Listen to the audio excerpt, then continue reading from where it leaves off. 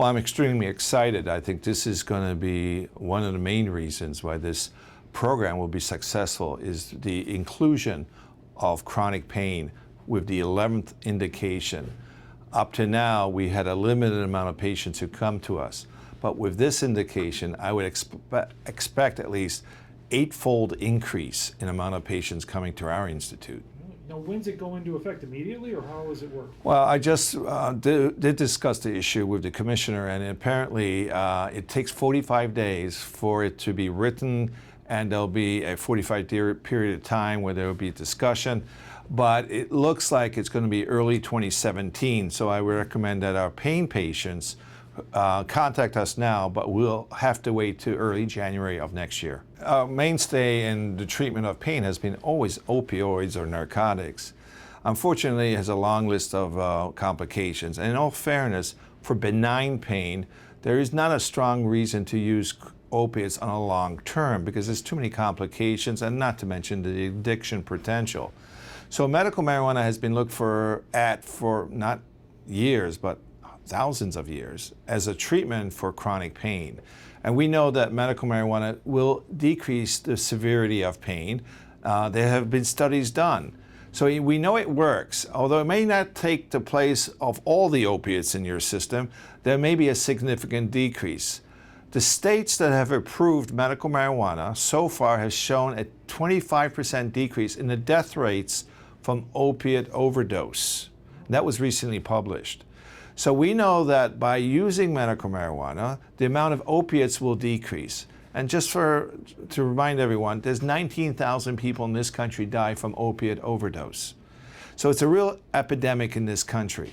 So the need for medical marijuana is real, and it's going to help our patient population. And at the end of the day, it's about quality of life, isn't it? What is chronic pain as far as what would qualify for medical marijuana? Do we know at this point? We have not seen the definition from Albany or New York State Department of Health. Chronic pain is usually defined of pain in any part of the body that is there more than 15 days a month. That's the definition of chronic pain. It doesn't have to be every day, but if it's there half the time, we usually define it as chronic. Chronic pain is incurred by 100 million people in this country.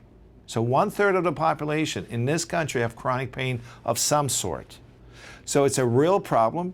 Up to now, it's cost the country $600 billion a year. So chronic pain patients are out there. The question is which patients will respond to treatment, and some of that will be the clinical experience that we'll have going forward. Some of that will be unequivocally researched, which right now has been unfortunately suppressed because it's still federally illegal. And for physicians to conduct research, it's very difficult because you jeopardize your medical license. You know, and that brings up a good question. I actually talked to a chronic pain patient this morning who used to be one of Dr. Gossi's patients, and I asked her, I said, well, what do you think about this? Would you consider medical marijuana? And she said, oh no, not at all. I don't want the stigma, it's a legal drug. So how do you overcome that, you know, with patients out there who might be suffering but afraid to even consider this because of the stigma? The stigma is there because of lack of research. In 1970, Nixon passed a law that placed medical marijuana as a Schedule I drug.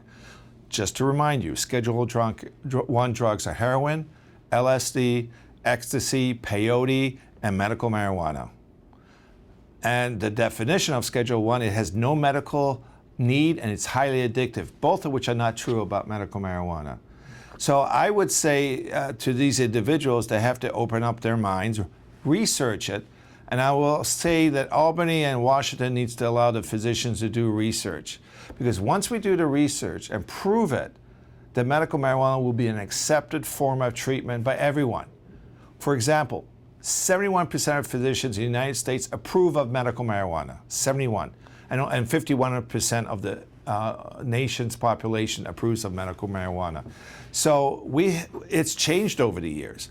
That stigma that we had years ago is not really there today, and proof of that is the states are approving it one by one. Just recently, we had 5 more states approve medical marijuana. Half of the states in the United States have approved medical marijuana for the treatment of various neurological and chronic pain syndromes. That's interesting. With all this new demand that you expect to come in for it, will we be able to meet the request for all this demand? Good question, and the answer is probably not.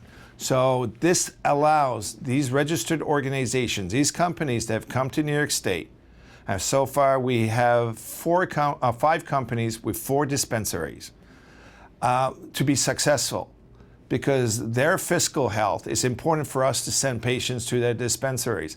So far, of these 5 companies, we've had issues. Some have even lost a significant amount of money, and some are just breaking even. And for that reason, when I send a patient to a dispensary, they only have 1 or 2 options for my patients, not enough. I have a lot of patients who drive to Rochester or Syracuse to pick up the formation of drug that I have recommended. And let me just remind everyone that we're not talking about smoking, and we're not talking about edibles. We're talking about vaporizers, tinctures, and capsules. That's what's been approved in New York State, and that's what we have to work with. So going forward, are we going to need more dispensaries and more growers? I mean, how do you think it's going to be solved at this point? These are called registered organizations. We need more. We need more dispensaries that go to the southern tier and other parts of New York State where patients have to drive over an hour to one way just to find one. We need them to be open up 5 days a week, and we need to have the shelves full of options that the physicians and nurse practitioners can work with. I understand there's been a development with nurse practitioners too. Explain what's happened and how could that help your patients? One of the criticisms of the program is I can't find a doctor. Although there's over 700 doctors who've been registered, most of them don't put their names out on a website and don't acknowledge that they are certified. We here at the Institute have 9 physicians who are certified, and our names are out there. Because of this, patients have a difficult time finding the right physician. So this is exciting, and nurse practitioners are able to come in, work with a physician group, and see these patient populations. If chronic pain is a new indication, and apparently this is the case, then the floodgates are going to open. We will be receiving right now 50 phone calls a day. I would expect that to increase 5-fold.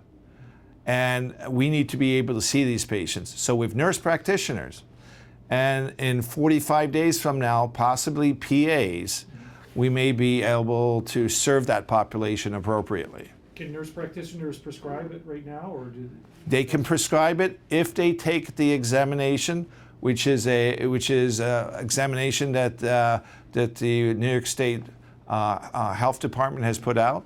And when they pass, then they get registered, and then they could certify patients. Okay, and the PAs, they have to wait until January? The PAs are now in a period of time when the legislation has requested that the PAs be considered. There's a 45-day period of time for comments, and after 45 days, in my opinion, PAs will be allowed to certify patients for medical marijuana.